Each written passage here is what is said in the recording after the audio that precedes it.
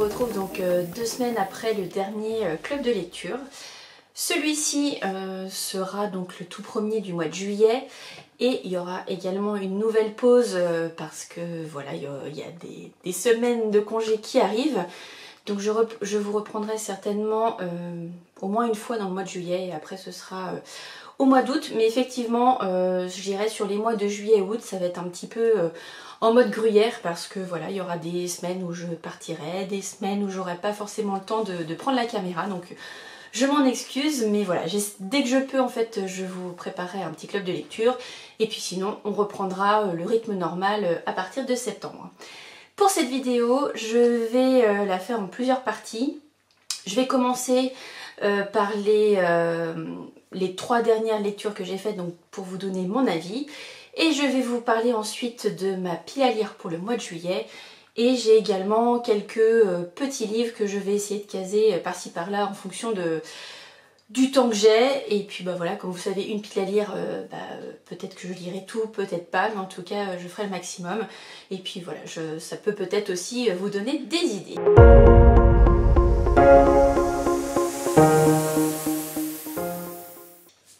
On commence tout d'abord par les avis lecture et je vais vous les faire donc dans l'ordre de lecture tout simplement. Je vais commencer par vous présenter donc le tome numéro 2 de la Brest Brigade, donc ni français ni breton, de Momalo aux éditions Les Escales. Donc c'est un cosy mystery français, c'est le tome 2. Donc on a fait la connaissance des 3 personnages principaux que sont Maggie, Louise et Enora, qu'on va également retrouver, donc la Brest Brigade. Concernant Maggie, donc on a toujours, je dirais, ce côté un petit peu fantasque, amusant avec ses amants, etc. Mais dans ce tome-là, j'ai l'impression qu'il y a quelque chose un petit peu plus profond. Et d'ailleurs, je trouve que dans ce tome-là, il y a un fil conducteur qui concerne bien sûr Maggie. Et je trouve, dans le premier tome, je ne l'avais pas forcément remarqué à ce point-là, mais dans ce tome-là, oui, je me suis dit, ah, il y a donc le tome 2, on le voit un petit peu plus. Donc je suppose que dans le tome 3, il va y avoir aussi ce fil conducteur, mais de toute façon, je vous en reparlerai dans le tome 3. Mais sans dévoiler, bien sûr, ce qu'est ce fameux fil conducteur ou ce fil rouge, parce que je veux que vous ayez également la même surprise ou cette même sensation en fait d'avoir quelque chose qui se poursuit. Concernant Louise, sur ce tome-là, je dirais pas grand-chose de plus, toujours un petit peu réservée, mais très... Je dirais, elle a beaucoup d'idées, beaucoup de culture, donc elle va apporter ça aussi donc, à cette Brest Brigade. Et le 3e personnage qui est Enora. Donc Enora, c'est une jeune femme qui s'assume totalement, et c'est ce que j'adore chez elle. Mais elle a, je dirais, une question un petit peu existentielle qui va arriver. Mais voilà, je ne dis pas laquelle parce que forcément, on l'a déjà dans le premier tome que vous retrouvez ici ensuite. Et donc pour le pitch de ce tome 2, en fait, donc on est toujours à Saint-Malo.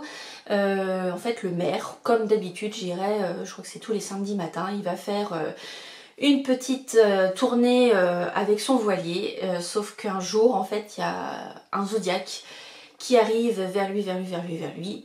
Et là, explosion. Et donc, il va y avoir une enquête autour de ça. Qu'est-ce qui s'est passé? Pourquoi on a visé le maire? Pourquoi et qui l'a fait? Bien sûr, c'est une enquête rondement menée, bien amenée. C'est vrai qu'on suspecte presque tout le monde, je crois, dans cette histoire, parce qu'il y a des nouveaux personnages. Mais vous inquiétez pas, l'auteur a, comme d'habitude, mis la liste des personnages en tout début de livre, donc vous pourrez les retrouver. Et c'est vrai que moi j'ai bien amené parce que non seulement on reprend les personnages du tome numéro 1, alors pas ceux effectivement avec le groupe de musique bretonne, bien sûr, mais des personnages qui sont déjà arrivés dans le premier, qu'on retrouve ici, donc on voit avancer et évoluer. Et puis de nouveau forcément pour nous amener en fait à l'enquête numéro 2. Mais voilà, un très bon cosy. Moi c'est vrai que le fait qu'il soit français, je trouve que voilà, ça apporte un autre côté parce que je trouve que c'est bien aussi d'en avoir des français. Il n'y en a pas beaucoup, mais en tout cas celui-ci je le trouve très bien écrit. Les échanges avec Momalo sont toujours très agréables. Donc voilà, donc le tome numéro 3 sera lu normalement au mois de juillet et le tome numéro 4 sort au mois de septembre. Donc voilà pour la Brest Brigade.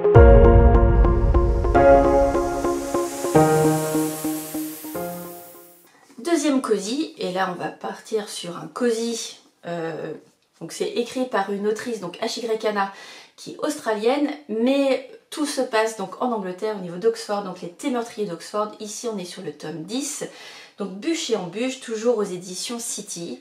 Donc c'est le dernier livre que j'ai tout court. C'est le dernier livre qui est sorti en, je dirais, en papier. Au niveau e-book, on a déjà, je crois, disponible le tome 11 et le tome 12, je crois, va arriver dans peu de temps. Et j'ai vu, alors si c'est soit le 20 ou le 21 août prochain, les tomes 11 et 12 vont sortir chez City. J'ai eu cette info-là, j'espère qu'elle est véridique. Si un changement, je vous le dirai dans le prochain club de lecture, bien sûr. Mais en tout cas, voilà, moi, pour l'instant, ce que j'ai comme information. Donc, dernier tome sorti, on va dire, le tome 10. Et j'ai vraiment beaucoup aimé, je dirais même un petit peu plus que les tomes précédents. J'avais un tome qui était... je trouvais que le tome numéro 4 était déjà très bien. Voilà, je dirais du 1 au 4, on monte crescendo. Sur les tomes suivants, on est toujours un petit peu sur le même schéma, etc. Et ici, j'ai trouvé que c'était un petit peu différent. J'ai aussi beaucoup rigolé. Voilà, en dehors de l'enquête bien sûr, mais voilà, avec les vieilles chouettes, on peut que avoir cette petite touche d'humour so british. Et dans celui-ci, donc en fait, on est au moment des vacances de Noël. Gemma pensait passer un moment avec son chéri, mais en fait, il va se rendre auprès de sa maman pour fêter Noël, donc ce qu'elle comprend très bien. Donc elle se dit... Super, je vais être avec mes parents. En plus, il y a un cousin des États-Unis qui vient leur rendre visite, donc ils veulent gérer les petits plats dans les grands pour que tout se passe bien et qu'on montre comment ça se passe un Noël en Angleterre. C'est sans compter sur une amie de la mère de Gemma qui malheureusement veut organiser un Noël en fait pour les enfants un peu défavorisés de son quartier. Mais le traiteur en fait avec lequel elle travaille d'habitude ne peut pas, ou je crois ne peut plus faire ce repas. Et donc la maman de Gemma va dire à son amie: j'ai ma fille qui peut faire tout ce qu'il faut. Et donc Gemma va réaliser le buffet pour l'amie de sa maman. Et elle va être invitée donc justement à cette réception, donc je dirais haute en couleur parce que les vieilles chouettes vont apparaître, parce que les vieilles chouettes font partie d'une chorale de Noël, voilà, faut le savoir, donc c'est ça le petit côté rigolo à chaque fois. Et forcément, qui dit Gemma, vous allez voir, elle va trouver encore une fois, mais comme toujours, un cadavre. Je vous laisse bien sûr le pitch ici, bien sûr une enquête, etc. Toujours... bien amené. Cette fois, je dirais que le schéma est différent par rapport aux autres tomes, donc c'est aussi ce que j'ai apprécié. Et en fait, j'ai trouvé que dans ce tome-là, il y avait un petit peu de Cluedo, avec les idées de pièces, de qui, avec quoi et autres. Et j'ai trouvé qu'il y avait... J'ai lu récemment un livre de Shari Lapena qui s'appelle Un assassin parmi nous, qui se situe dans un hôtel. Et là, j'ai trouvé que ça ressemblait un petit peu parce qu'on est effectivement dans une maison. Alors c'est pas totalement huis clos, voilà, il y a une période qui est en huis clos mais pas tout le livre. Et voilà, j'ai trouvé qu'il y avait des petites touches de ça, donc voilà, j'ai bien aimé, c'est un très bon moment. Et puis bien sûr j'ai hâte de retrouver Gemma pour les prochains tomes, donc 11 et 12 normalement en août. Et puis de toute façon je vous le tiens au courant.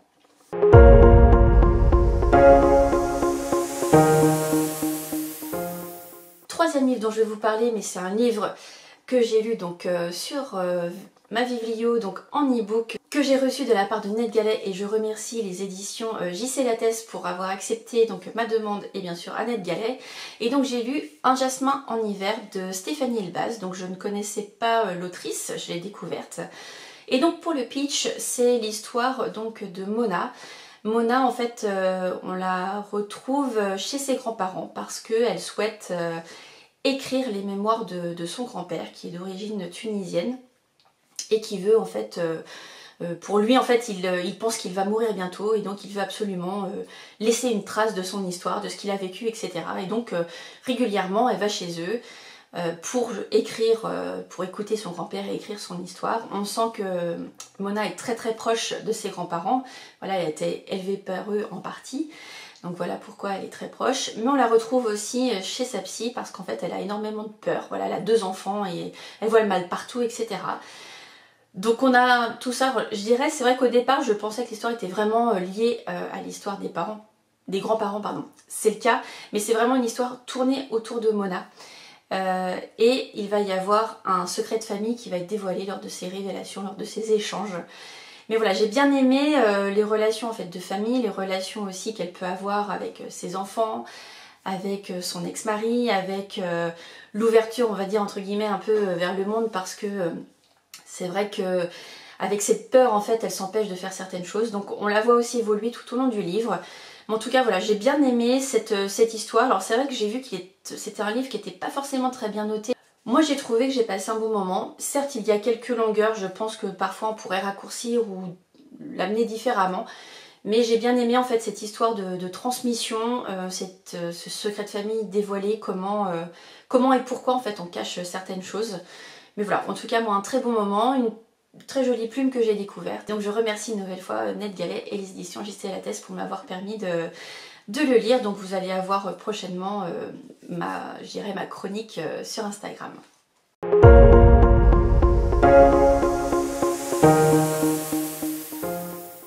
Et maintenant, je passe à ma pile à lire pour le mois de juillet. Alors, je ne sais pas si vous l'avez vu, si vous me suivez sur Instagram, je l'ai mise en story il y a très peu de temps.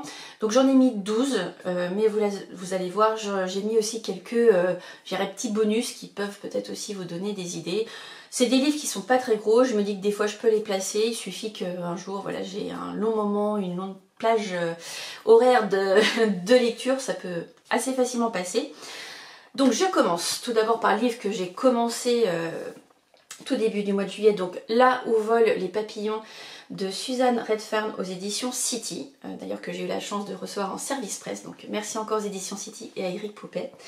J'ai lu pour l'instant qu'une centaine de pages, mais j'aime déjà beaucoup, je vous en parlerai prochainement dans un club de lecture, je ne veux pas trop en dévoiler parce que je veux surtout vous montrer en fait ma pile à lire, mais en tout cas je passe un très bon moment, même si c'est un sujet quand même qui est assez lourd et triste.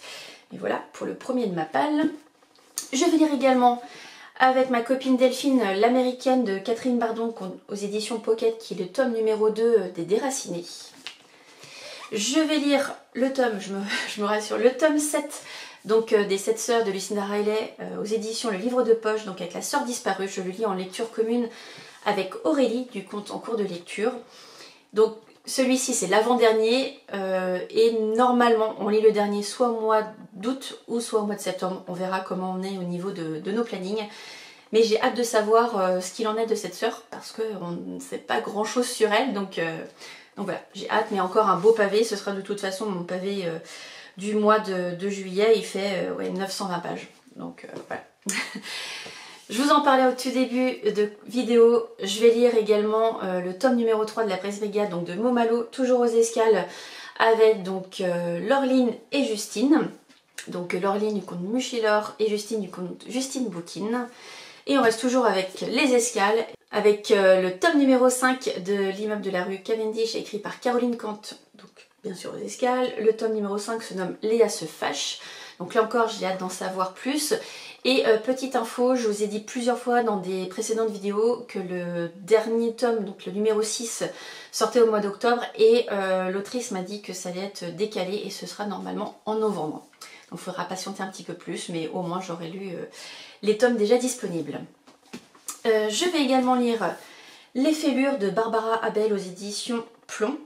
C'est un livre que j'ai acheté à Brive en 2022, il est grand temps que je le lise et surtout il fait partie du challenge Polar autour du monde de Magda.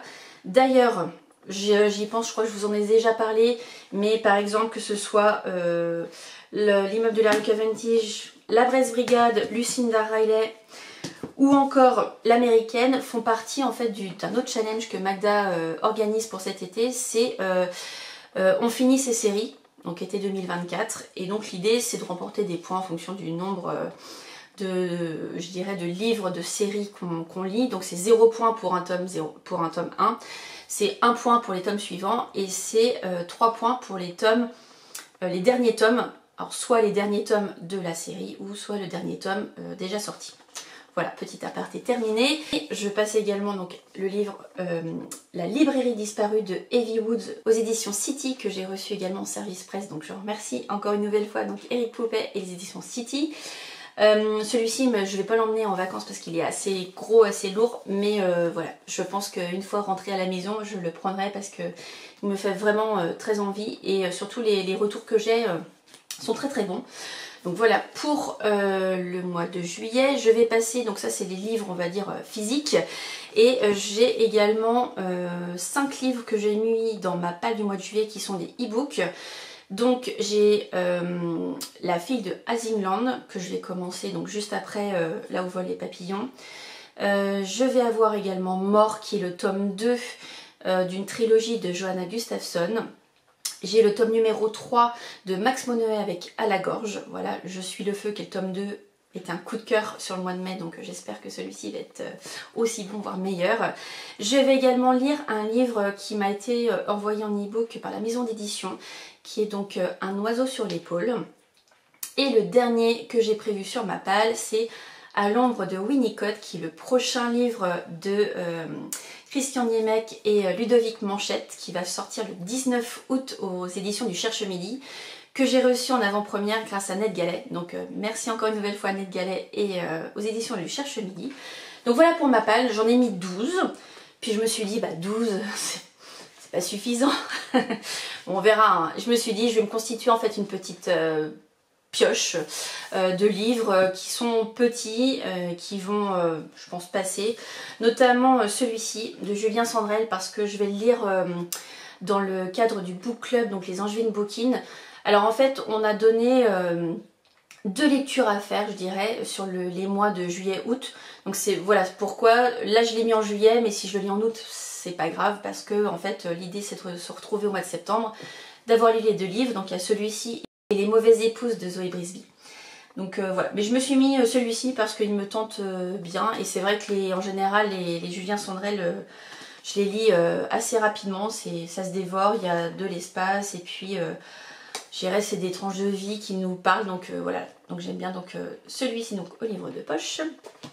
Autre sélection, toujours au livre de poche, mais cette fois avec Gavin Clémenté Ruiz, donc Le Club des Feignasses. Je trouvais que la couverture était très tendance au niveau été. Alors c'est vrai qu'aujourd'hui, vu le temps qu'il fait dehors, il pleut, il fait gris, mais bon, c'est comme ça. J'espère que là où je vais, il fera beau. Et puis je me dis, Club des Feignasses, pourquoi pas. Enfin, en tout cas, ça me tentait bien. Et pareil, un petit livre qui fait un petit peu plus de 310 pages, mais je pense qu'il va se lire assez rapidement. J'ai mis aussi dans ma petite pioche à lire un livre de Sophie Rouvier, donc Sur les balcons du ciel, toujours au livre de poche. Là pareil, petit livre, je pense que ça va se dévorer. Un auteur que j'ai découvert, mais pour l'instant j'ai lu qu'un seul livre, et j'ai envie de continuer à le découvrir, surtout que par exemple Maïté du conte Mademoiselle Lee, ou même ma maman me le recommande plus. J'ai même mon amie Delphine qui est fan de cet auteur, et je me dis que j'avais aussi envie d'un petit peu quelque chose peut-être de plus profond, on va voir. Donc avec Eric Emmanuel Schmitt et Le journal d'un amour perdu, donc toujours aux éditions Le livre de poche.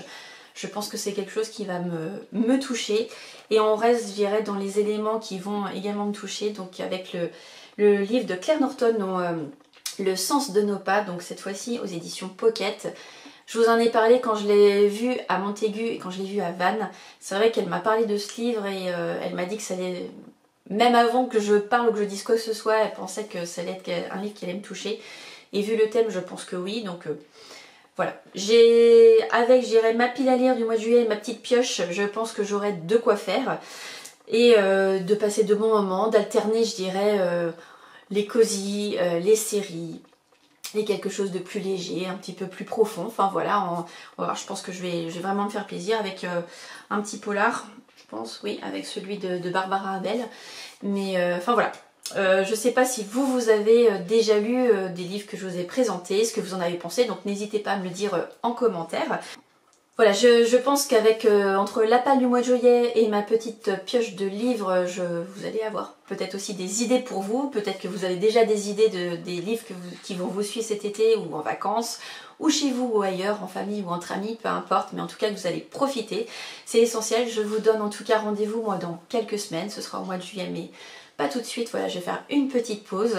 Merci encore pour vos commentaires. Donc n'hésitez pas encore sous cette vidéo de mettre un petit pouce vers le haut, de commenter, d'échanger avec moi. C'est toujours un plaisir. Merci de votre fidélité. Et puis comme d'habitude, je vous souhaite de très bons moments, de très bonnes lectures, de très bonnes vacances si vous êtes en vacances tout bientôt, mais à venir en tout cas j'espère pour vous que ça. Et puis je vous dis à très bientôt. Ciao.